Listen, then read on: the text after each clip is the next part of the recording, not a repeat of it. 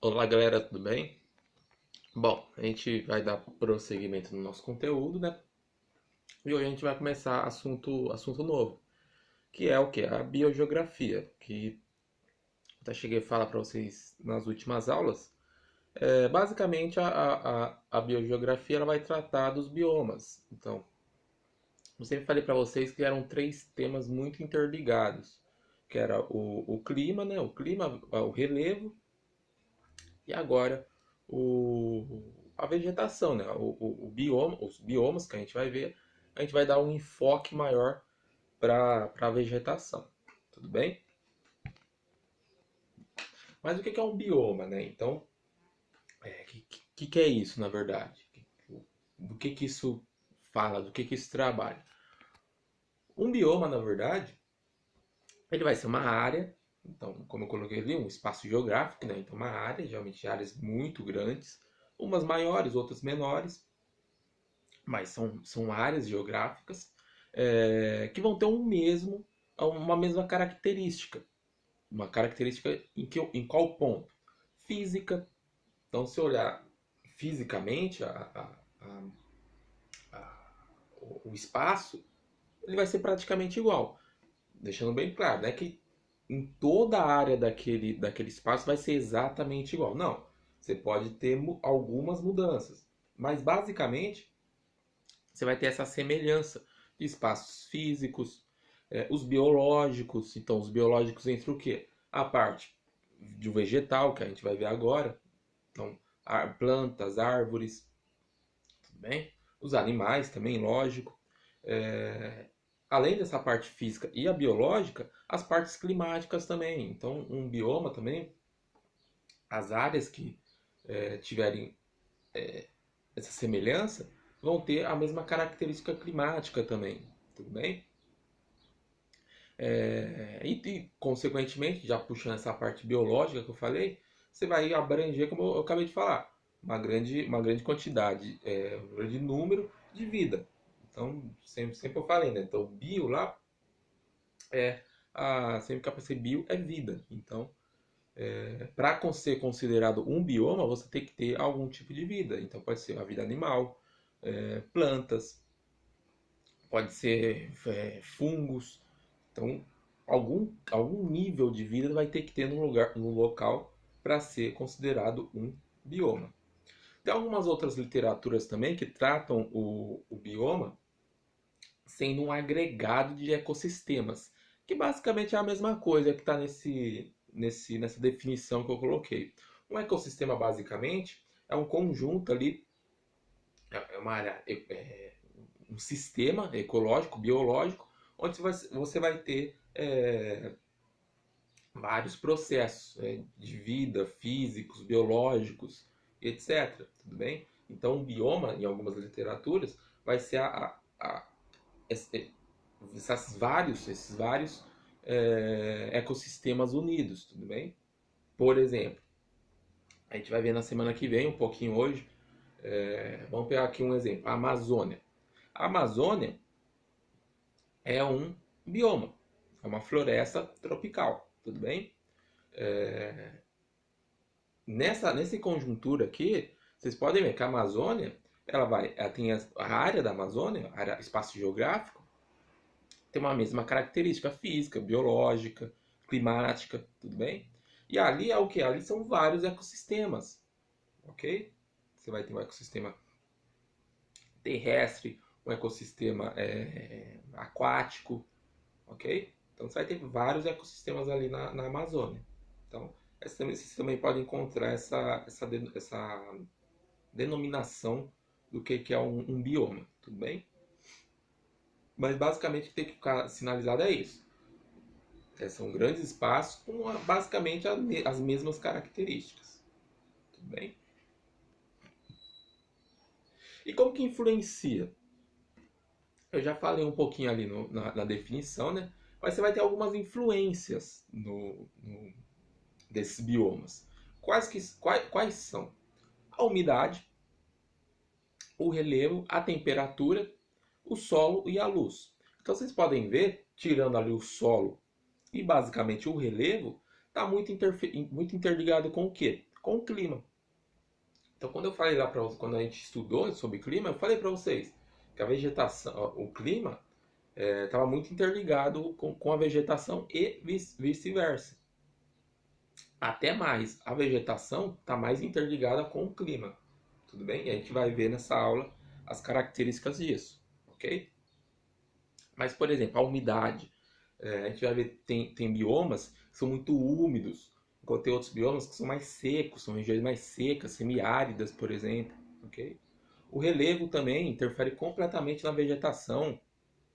Se você tem um relevo, você tem lugares mais frios, por exemplo. Tudo bem? A altitude. A temperatura também. Tem plantas, tem animais que sobrevivem num certo grau de temperatura. Temperaturas mais altas, por exemplo. Tem outros animais, outras plantas, que vivem em temperaturas mais baixas. Tudo bem? Eu posso dar aqui dezenas de exemplos para vocês. Por exemplo, uma onça pintada, ela vive num lugar mais quente, um Pantanal, uma floresta amazônica. Se a gente pegar um urso polar, por exemplo, vamos até um extremo, um urso polar só vive em regiões extremamente frias. Tudo bem? Se você pegar um urso e colocar na Amazônia, ele morre. Tudo bem?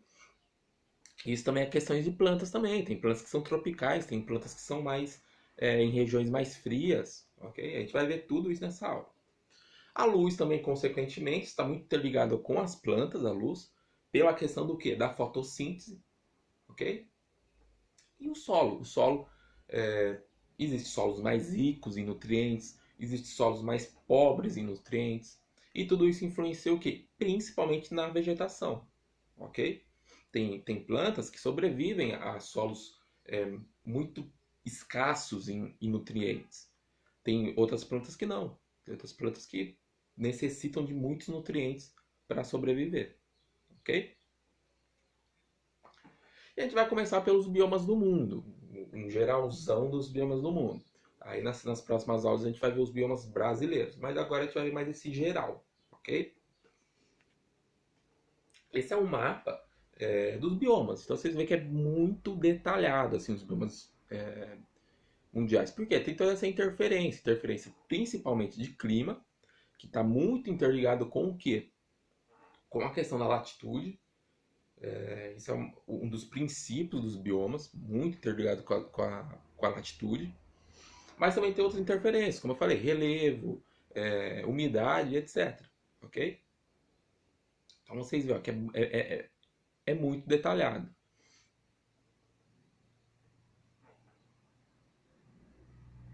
Então a gente percebe também, essa imagem é muito boa. O que ele quer representar? Ele é uma semisfera, ele está representando o planeta Terra. Então, olha, ó, o risco mais inferior seria a linha do Equador e o ponto dessa semisfera seria o polo, ok? O que ele quer representar? Que em regiões mais quentes e regiões mais úmidas, vamos dizer assim, você tem florestas tropicais, que é o que está na parte esquerda, ali, ó, na parte inferior, que é as florestas pluviais, que são florestas que têm muita umidade, chove muito, como a floresta amazônica. A cada ponto que você vai tornando mais frio a região, então você vai indo mais para o polo sul, polo norte, polo sul, essa vegetação vai ficando mais escassa, você vai perdendo biodiversidade, vai perdendo as formas maiores de vegetação, como as árvores mesmo, que fica lá em cima, lá, que é a tundra, que são em regiões mais frias, tudo bem? E consequentemente também, ó, em regiões mais secas, a gente tem os desertos, ok? Que também são biomas, a gente vai ver hoje isso. Então tem essas características do globo, tem até teorias biológicas e geográficas que falam isso. Quando você está mais próximo da linha do Equador, que é onde você tem é mais quente, é mais úmido, você tem mais chuva, você tem uma biodiversidade maior, tudo bem? Então você vai ter mais espécies de plantas, mais espécies de animais, ok? Enquanto você vai indo mais para o polo, então regiões mais frias, essa biodiversidade vai se perdendo, vai diminuindo cada vez mais, ok? Então isso é um ponto central e é muito importante. Acho que mais do que a gente caracterizar os biomas, que a gente vai fazer isso agora, é a gente entender o que influencia o bioma, tudo bem? vocês terem a anotar esse ponto é muito importante. Mais do que a gente entender as características de cada bioma, é a gente entender o porquê daquela característica. Ok? Beleza? Vamos lá. E a gente começa pelo bioma, primeiro bioma que a gente vai falar, né? Como eu falei, esses biomas são os biomas mundiais. Eu vou falar mais generalizado. Semana que vem eu vou falar mais detalhado os brasileiros. Que são alguns desses que eu vou falar. Mas são mais para a gente entender em parte regional. Mas o primeiro são as florestas tropicais úmidas. Então, como o próprio nome já diz, ela preferencialmente está em. Preferencialmente não, totalmente está em regiões tropicais, então em regiões da linha do Equador, basicamente, ou próximas da linha do Equador, e são úmidas. Então você vai ter uma grande quantidade de umidade, uma umidade muito alta, chuvas recorrentes nesses lugares. Tudo bem? Qual que são. Aonde que são essas florestas? América do Sul, então o exemplo claro é a Amazônia, a maior floresta tropical do mundo. O centro da África também a gente vai ter florestas tropicais. O sul asiático, da região da Indonésia, da Tailândia, a gente tem também florestas tropicais. Quais são as características dela? Então, além dessa grande umidade, esse grande nível de chuva, você vai ter. São florestas muito densas, estão muito grandes as florestas. Você vê para essa imagem que eu coloquei aqui em cima, ó a densidade dessa floresta. Ela é totalmente fechada, tirando a parte do rio, né? Lógico. Mas ela é totalmente fechada, então é muito densa essa floresta. São latifoliadas. Então o que é latifoliadas? Você tem folhas enormes. Olha, vou até subir aqui, ó. Olha o tamanho dessa folha. Uma folha de uma floresta tropical. Olha o senhorzinho ali, ó, do lado da folha. Então isso é uma folha latifoliada, é muito grande. E para que serve esse tamanho de folha? Porque elas transpiram muito as folhas, tudo bem? Além de ter que receber muita quantidade de luz, ok? Então essas são folhas latifoliadas, são folhas muito grandes, ok? Perenes, o que é perenes? Eu já falei esse nominho para vocês numa outra aula, mas tem o mesmo significado. É que são folhas. Essa floresta ela nunca vai perder folhas. Ela sempre se renova as folhas delas constantemente. Cai folha? Lógico que cai folha. Mas sempre cai, é constante a troca de folhas. Então, a floresta tropical é sempre verde. Ela não muda de cor. Por quê? Porque são perenes. Ok? Não perde as folhas. E tem uma grande biodiversidade, como eu acabei de falar. Regiões mais tropicais tendem a você ter uma maior biodiversidade, ok? Florestas tropicais, temperadas, desculpa. Quais são as características dela? Como o próprio nome já diz, florestas temperadas ficam em quê? Em regiões temperadas. Lembra que a gente já estudou isso. Quais são as características do clima temperado? Você tem 4 estações muito bem definidas: inverno rigoroso, um verão bem quente, um outono e uma primavera são estações de transição. Quais são as características dessa floresta temperada? A vegetação são deciduas e caducifoliadas. O que é isso? As folhas caem. Então chega no inverno, chega no outono, as folhas caem. Por que caem? Porque está vindo o inverno. E por que isso ocorre? Para ela conseguir guardar energia. Porque se ela mantém as folhas dela, o que vai acontecer? Ela vai ter que continuar produzindo energia. Só que a luminosidade no inverno, nessas regiões, é muito baixa. Lembra que a gente já viu isso? É muito baixa. Então não compensa para a planta permanecer com as folhas. Então o que acontece? Ela cai, fica ali num estado latente, vamos colocar assim, ali, quietinha, e quando acaba o inverno, entra a primavera, aí ela floresce de novo e aí as folhas voltam, tudo bem? Mas é um estado ali de, digamos, proteção, tudo bem? Que não compensa para ela manter as folhas, ok? A partir daqui as florestas começam a ficar bem homogêneas, então são bem características de ter carvalhos nessas regiões. O que que é uma homogênea? As florestas começam a ficar iguais. Você não começa a ter uma grande biodiversidade, por exemplo, em florestas tropicais. Florestas tropicais têm inúmeros tipos de árvores.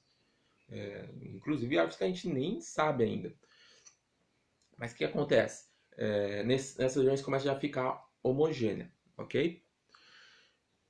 E nas florestas temperadas também tem uma grande devastação. Por quê? Porque são lugares aonde os lugares que elas ficam são regiões mais industrializadas. Regiões, por exemplo, como Estados Unidos, a Europa, o Japão, são países que estão muito industrializados e que devastaram muito essas florestas para quê? Ou para utilizar os recursos, ou para utilizar o espaço e fazer fábricas, etc. Ok? Então, estão bem degradados esse tipo de bioma. As taigas. As taigas, também conhecidas como florestas boreais.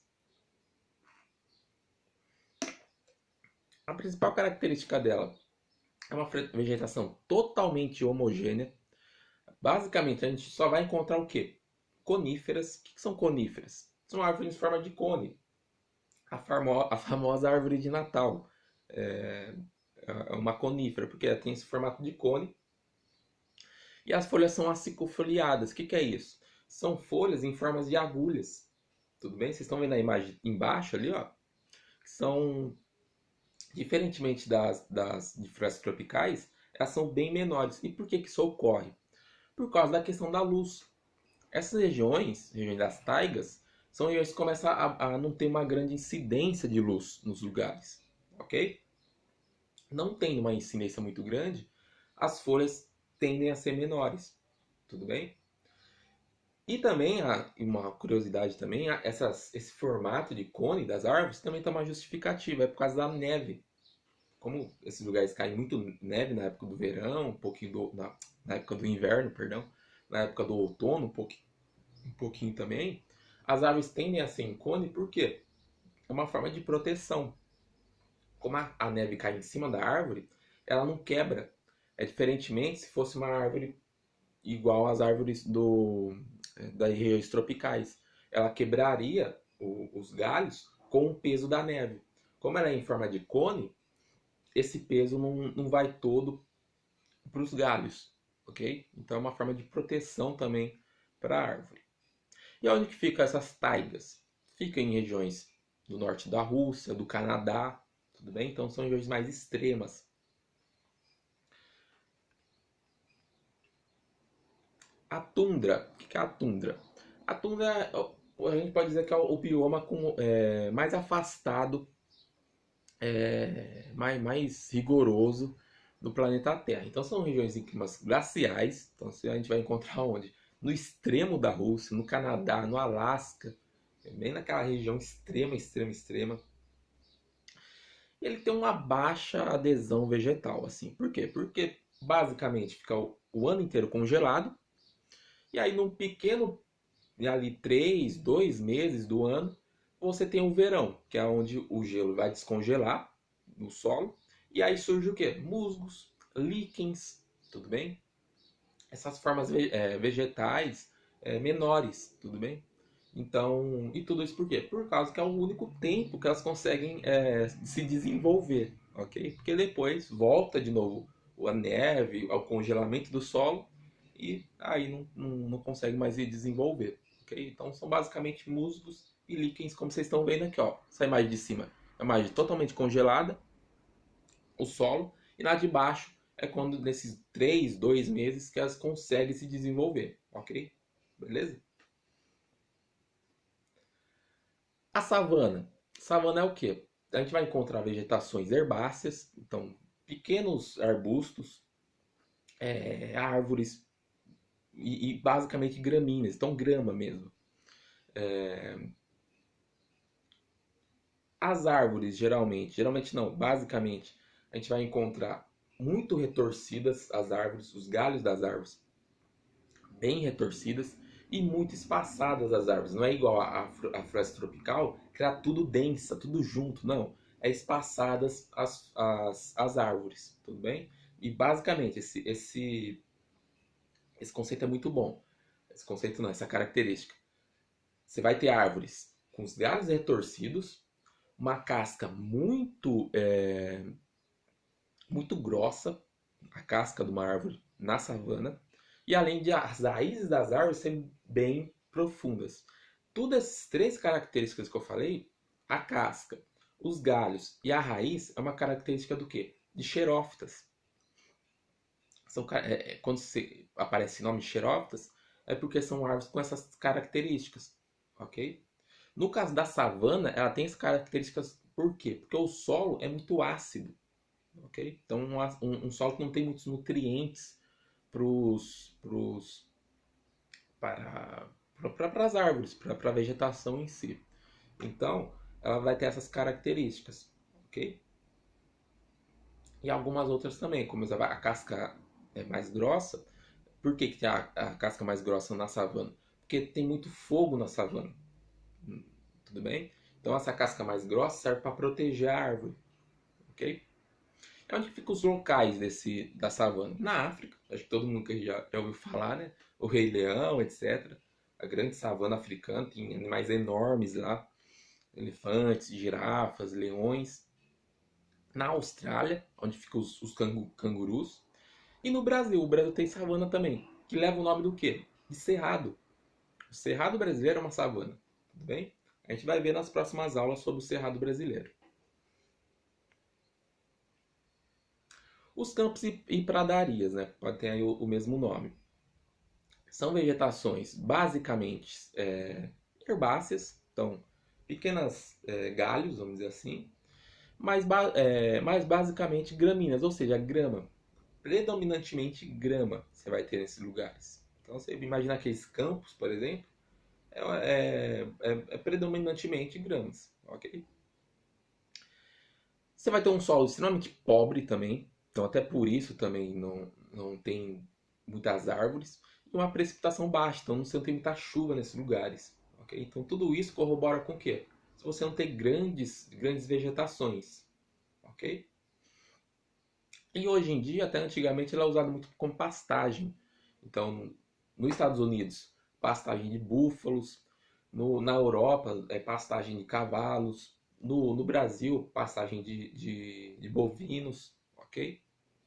Então, ele é muito utilizado para essa atividade humana.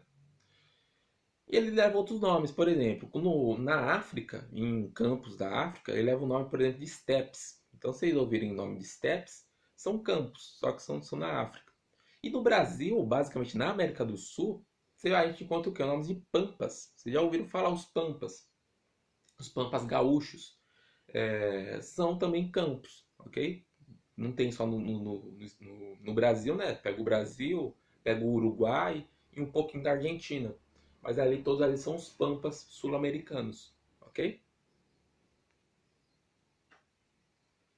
O deserto, né? O deserto, muita gente acha que não é um bioma, não tem vida no deserto. O deserto tem vida. É, um- é, é, é, é uma biodiversidade pobre, mais moderada, não como uma floresta tropical, lógico, mas tem vidas. A gente encontra répteis, a gente encontra por exemplo, pequenos insetos, a gente encontra também escorpiões, também a gente encontra. Todos eles fazem o quê? Geralmente eles se escondem embaixo da terra para se proteger do sol. Mas também a gente tem é um bioma também. Como o clima, a gente já viu isso, só ratificar.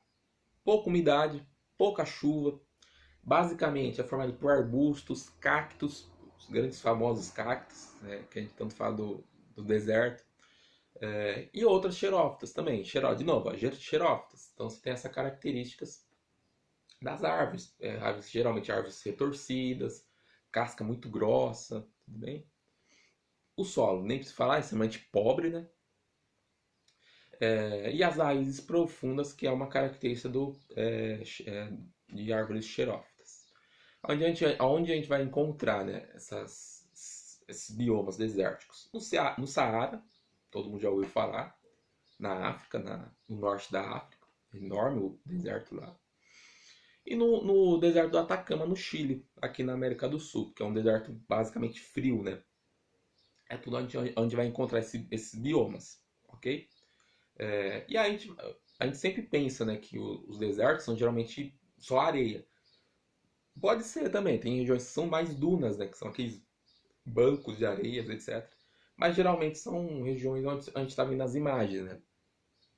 São regiões muito extremas, de fato, mas tem outras formas de vegetação também, não apenas só aquelas dunas como a gente sempre vê em filmes e desenhos, etc. Ok? Mas também, voltando a repetir, deserto é um bioma, tem vida lá. Ok? E para terminar, o chaparral. O que é esse nome? É bem engraçado, né? O chaparral é um bioma que basicamente está no clima mediterrâneo. Lembra que a gente já viu isso, o clima mediterrâneo, que fica basicamente ali no sul da, da Europa, que é o mesmo nome do mar Mediterrâneo, né? E ali na costa leste dos Estados Unidos, ali na Califórnia e etc. São basicamente os climas mediterrâneos. E é ali que vai estar esse bioma, o chaparral. Então você vai ter uma baixa pluviosidade, então poucas chuvas, como a gente já viu. A gente vai ter, e basicamente a vegetação vai ser basicamente o quê? Gramíneas, então grama, e arbustos. Então, como vocês estão vendo na imagem ali, ó, pequenos arbustinhos que não passam. Sempre quando falo de arbustos, são vegetações que não passam de 1 metro, vamos dizer assim. Tudo bem? Então, não passa da linha da cintura, ok? Então, é bem pequenininho. E como eu falei, né, os lugares são sul da Europa, Califórnia, e está bem degradado esse bioma. Por quê? Porque hoje em dia, por exemplo, na Europa, se utiliza muito essa região para plantações de uva para vinho, para fabricação de vinho, e também para fabricação de azeitona. Então, ali o para fazer os derivados da oliva, ok? E é isso, galera. A gente termina aqui. Qualquer coisa a gente tem a monitoria, né? Agora. E semana que vem a gente vai ver os biomas brasileiros mais detalhados, ok? Abraço, se cuidem.